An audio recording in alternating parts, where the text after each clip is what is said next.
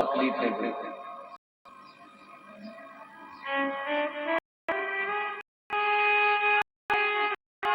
के अंदर कुछ मात्रा में शक्कर मिला,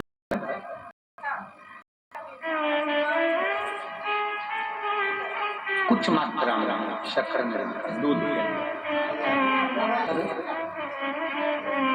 बाबा देवादिदेव महादेव को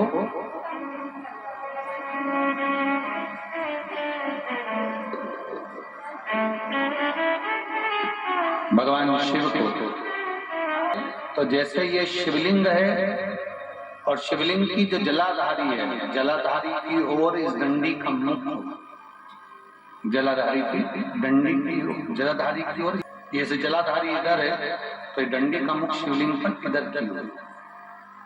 दूध में कुछ मात्रा में मिली हुई शक्कर, कुछ मात्रा।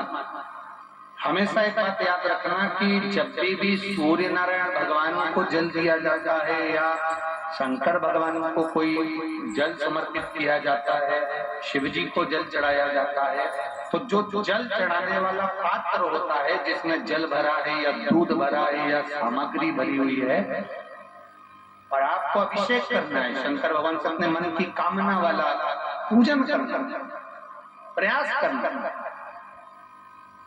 शक्कर डाल दी, कई लोग उसमें दूध में शक्कर को हिला दिए, मिला दिया ना,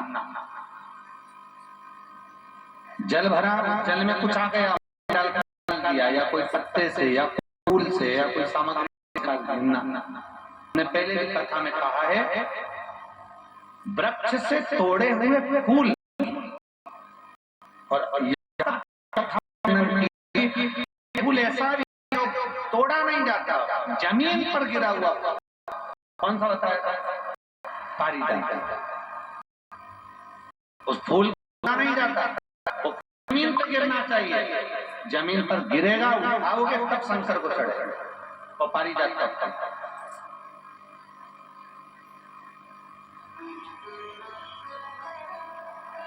वो पारिजात का पुष्प,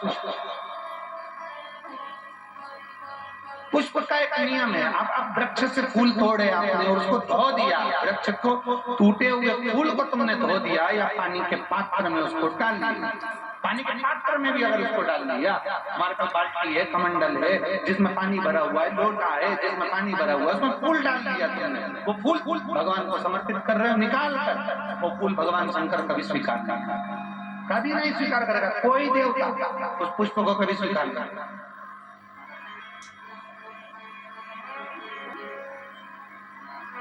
और मैंने निवेदन है, दूध चढ़ाने वाले व्यक्ति याद रखा, बहुत कर्जा चुकी नहीं रहा। आज शिवरात्रि है, 5 शिवरात्रि को आपको ये करना, 5 शिवरात्रि, 5 के बाद में फिर अपन बात करेंगे। तुम्हारे नगर में जब कथा हो, तुम्हारे आसपास में कथा हो, तब जरूर आना और पत्र लिख कर देना कि 5 शिवरात्रि का उपाय करा था और फल मिला। 5 शिवरात्रि जलाधारी की ओर है, शक्कर मिलाना, शक्कर मिलाने का मतलब है दूध का पात्र उसमें शक्कर डाल दी, पर हाथ नहीं डाला, चम्मच नहीं डाली, फूल नहीं डाला, उसको हिलाया नहीं गया। यहाँ तक शास्त्र कहता है शंकर को चढ़ाने वाले जल का जो पात्र होता है जिसमें जल भरा होता है, जल का जो पात्र होता है, शिव जी को जल चढ़ाने वाला, बहुत वर्णन करें और बोले आप गुरु जी आप के नियम लेकर, कई लोगों की आदत होती है कि शिव जी को भी राम झारे से जलाना।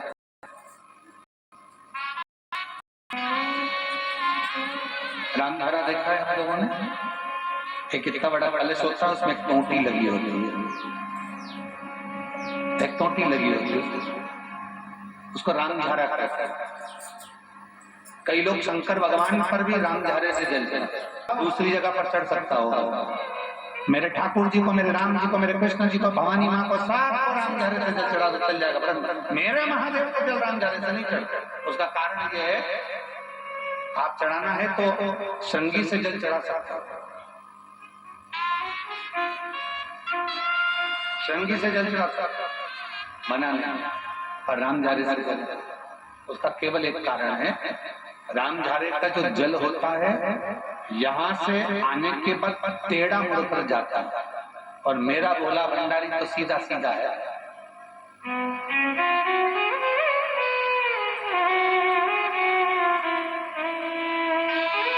फिर वो भी बहुत घूम फिर के तेरे पास आता है, बहुत घूम फिर सहजता में भगवान शिव को रिझाने का प्रयास।